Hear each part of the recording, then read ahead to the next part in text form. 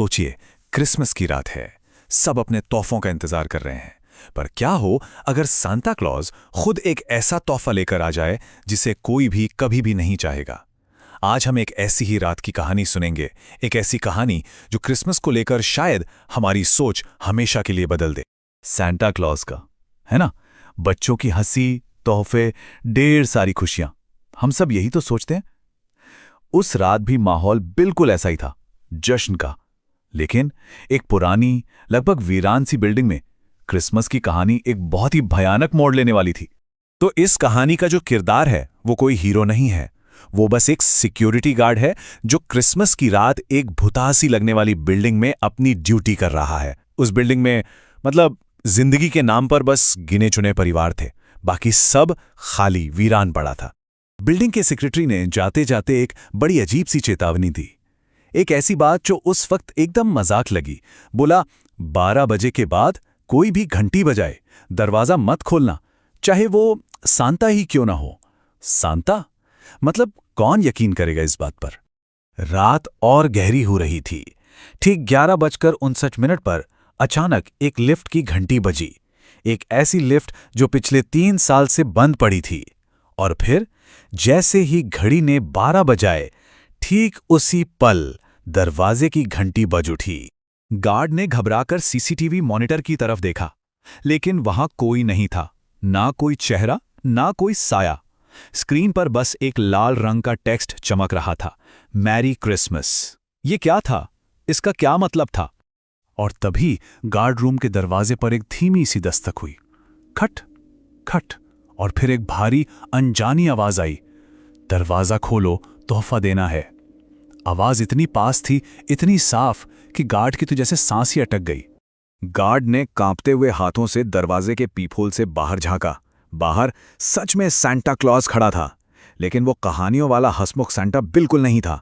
उसका सूट गंदा, गहरे भूरे रंग का था, जिस पर सूखे खून जैसे धब्बे लगे थे, और उसका बैग वो अपने आप हिल रहा था, जैसे उसके अंदर कोई जिंदा चीज कैद हो। उस डरावने सांता ने फुसफुसाकर कहा, इस बिल्डिंग में सिर्फ अच्छे बच्चे नहीं रहते। और ठीक तभी गार्ड को उस हिलते हुए बैग के अंदर से किसी बच्चे के रोने की एक दबी हुई, सहमी हुई आवाज सुनाई दी। कौन था वो बच्चा? जब वो सांता ने अपना बैग खोला तो गार्ड की आंखें तो जैसे फटी की फटी रह गईं।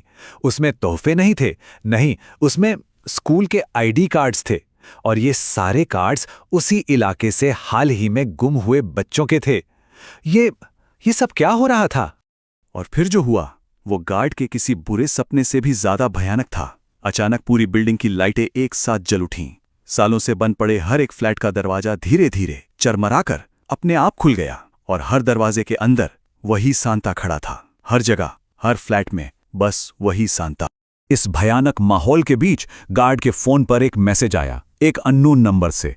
मैसेज में लिखा था, क्रिसमस पर तोहफा लेना हर किसी का हक होता है। ये कौन था और इस सब का क्या मतलब था? और फिर गार्ड को वो एहसास हुआ जिससे उसकी रूह कांप गई। उसे लगा कि वो अकेला नहीं है।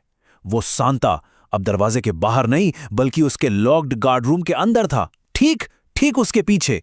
बिना कोई आवाज किए, बिना दरवाजा खोले वो अंदर आया कैसे? उस सांता ने गार्ड के कान में फुसफुसाकर कहा, तुमने भी इस साल किसी का दिल तोड़ा था। और फिर उसने अपना बैग खोला। अंदर एक आखिरी तोहफा बचा था, और उस पर गार्ड का अपना नाम लिखा हुआ था। उसका तोहफा क्या था? इसके बाद क्या हुआ, गार्ड को कुछ भी याद नहीं। जब सुबह उसकी आंख खुली तो सब कुछ एकदम नॉर्मल था। बिल्डिंग वैसी ही थी, कोई सांता नहीं, कोई सबूत नहीं। क्या वो सब एक भयानक सपना था? लेकिन फिर उसकी नजर गार्ड के रजिस्टर पर पड़ी, जहां एक एंट्री थी, 25 दिसंबर, तोहफा पहुंचा दिया गया, और नीचे दस्तखत थे, एस क्लॉज। ये कैसे हो सकता है? उस रात का खौफ गार्ड के जहन में हमेशा के लिए बस गया। वो रात कभी खत्म ही नहीं हुई। आज भी हर साल क्रिसमस की रात ठीक 12 बजे उसके फोन पर एक नोटिफिकेशन आता है, you have received a gift. ये उस रात की एक ऐसी याद है जिसे वो कभी नहीं भुला पाएगा।